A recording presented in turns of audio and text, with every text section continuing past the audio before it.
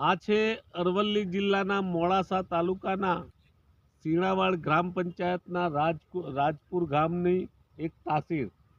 રાજપુર ગામની અંદર 36 ઘરની વસ્તી છે. આશરે 300 થી 400 માણસો રહે છે.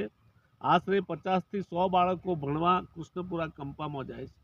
ગામમાં નિશાળ નથી, ગામમાં આંગણવાડી નથી. આ છે કૃષ્ણપુર બસ સ્ટેશન.